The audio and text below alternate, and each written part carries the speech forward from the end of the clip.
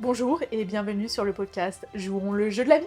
Moi c'est Alicia, un être humain sur la Terre, et j'ai pris la décision de voir ma vie comme un jeu. Mon but à travers ce podcast est de te partager et transmettre des outils pour t'aider dans ton propre chemin du jeu de ta vie. Je te partage mes expériences et je vais à la rencontre de d'autres êtres humains pour qu'ils nous partagent comment ils expérimentent leur propre manière de jouer leur vie.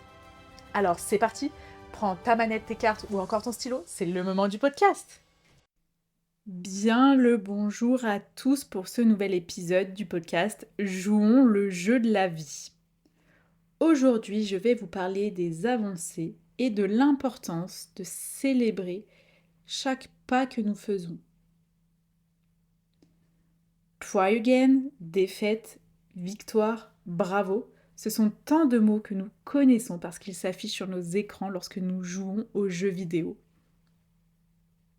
Dans les jeux, quand nous réussissons, nous avons des bonus, de l'expérience, des récompenses ou encore des badges. Chaque jeu a sa propre façon de nous faire savourer la victoire. Par contre, lorsque nous avons des défaites dans les jeux, nous avons peu voire pas du tout de bonus. Juste le droit de réessayer et de faire mieux. Prenons l'exemple de League of Legends. Donc c'est un jeu où nous pouvons choisir des personnages avec des capacités, où nous jouons en multijoueur pour combattre une autre équipe et aller détruire leur base pour faire simple. Si nous gagnons en équipe, nous gagnons à la fois de l'expérience sur le personnage que nous avons joué, nous gagnons aussi de l'expérience dans différents domaines pour obtenir des badges, et si nous avons vraiment bien joué pour l'algorithme du jeu, nous pouvons obtenir la meilleure note qui est un S+, et obtenir un coffret avec des bonus à l'intérieur. Par exemple des skins de joueurs, des skins de balises et autres. Par contre, si nous perdons, nous gagnons très peu d'XP sur notre personnage, voire pas du tout. Pareil pour les différents domaines et les badges. Les jeux savent parfaitement nous faire voir nos réussites et nos victoires. Alors que généralement, dans la vie, en tant qu'humains, nous faisons souvent l'inverse. C'est-à-dire que nous avons tendance à plus nous rappeler là où nous n'avons pas réussi, là où nous galérons, plutôt que de voir là où nous avons progressé, les progrès que nous sommes actuellement en train de faire. Nous avons également tendance à ne pas savoir nous satisfaire et à vouloir toujours plus, sans prendre le temps de voir ce que nous avons déjà et le chemin que nous avons déjà fait.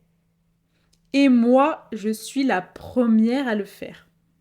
J'apprends encore à prendre du temps pour voir les avancées, les pas que j'ai faits, les collines et les montagnes que j'ai déjà passées. Pour vous parler un peu de mon jeu et de mes avancées, il y a par exemple je nuance la notion de défaite. Comme l'a bien dit Nelson Mandela, il n'y a pas de défaite. Soit je gagne, soit j'apprends. J'essaye un maximum d'inclure cette citation dans ma vie. C'est-à-dire que lorsque des choses ne se passent pas comme je le souhaite et que je commence à me dire que je suis en train d'échouer, je me reprends directement pour voir quel est l'apprentissage que je peux faire, quel est le détail qui fait que ça ne se passe pas comme je veux, qu'est-ce qui fait que je n'y arrive pas encore. Donc je me remets en question pour me rapprocher de la réussite.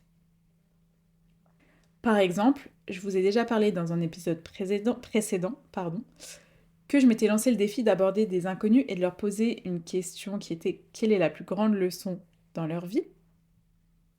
Eh bien, l'apprentissage que j'ai eu au début, c'est que j'ai dû laisser passer, 5, 6 personnes avant d'aborder la première personne à qui j'ai posé la question. Donc, ces 5-6 personnes que je n'ai pas abordées, je ne considère pas ça comme une défaite, parce que je me suis auto-analysée pour voir qu'est-ce qui faisait que je ne les avais pas abordées. Pourquoi je n'y étais pas allée. Et en prenant ce temps de réflexion, je me suis aperçue qu'il y avait plusieurs choses. Il pouvait y avoir la peur d'être ridicule, je ne sais pas comment aborder le sujet, potentiellement la peur d'être rejetée aussi. Donc j'ai travaillé sur ces points-là. Et petit à petit, je me suis dit, ok, je peux aborder ça comme ça, comme ça, comme ça. Et du coup, ce que j'ai fait, la première personne que j'ai abordée, c'est que je lui ai dit, bonjour, je m'appelle Alicia, je me suis lancée à un défi, c'est d'aborder un maximum de personnes et de lui poser une question. Est-ce que ça serait ok pour vous de la poser, que je vous la pose? Il m'a dit oui, et du coup, je lui ai posé la question. Et après, j'ai pu le faire avec d'autres personnes, et il y a d'autres moments pareils, où malgré que j'avais déjà abordé des personnes, eh bien, il y a des personnes que je n'ai pas abordées, parce qu'il y a des peurs qui revenaient, parce que je me questionnais, et j'y allais pas. Et des fois où je me suis dit, non, non, non, l'objectif, c'est ça, donc j'y vais. J'ai plusieurs moyens, moi, personnellement, de me récompenser des pas que je fais, des avancées que je fais, qu'ils soient grands ou petits. Le premier, c'est juste de prendre un temps pour moi et de voir d'où je pars, le chemin que j'ai parcouru, ce que j'ai déjà fait, ce que j'ai déjà accompli, tous les apprentissages que j'ai faits. Et généralement, quand je prends ce temps-là et que je me remémore tout, de vraiment tout, au bout d'un moment, j'ai des larmes qui montent et qui sortent, des larmes de gratitude de voir tout ce que j'ai déjà fait.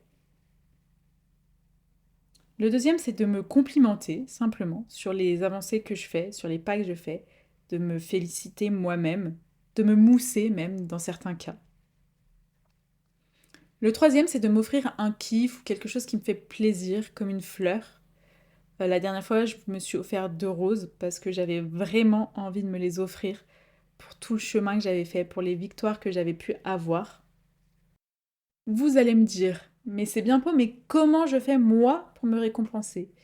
J'ai envie de vous dire, bah, il suffit de trouver la méthode qui vous convient. Aussi bien peut-être que comme moi, vous allez... Le fait de voir le chemin que vous avez parcouru, de prendre le temps, ça va vous suffire, de vous complimenter, de vous offrir un kiff. Toute méthode, j'ai envie de vous dire, quelle est la récompense que vous avez envie de vous offrir pour les pas que vous faites, qu'ils soient petits ou grands? Qu'est-ce qui vous ferait vibrer justement si vous avancez dans vos objectifs et dans ce que vous voulez? Comment toi tu peux faire pour te récompenser justement?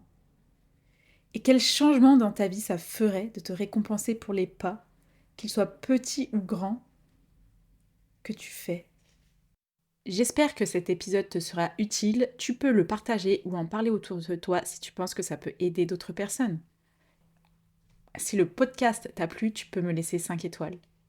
Tu peux me retrouver sur Instagram à alicia-fiar ou sur LinkedIn à Alicia Fiar. Je vous souhaite une très belle journée ou une très belle soirée et à très vite.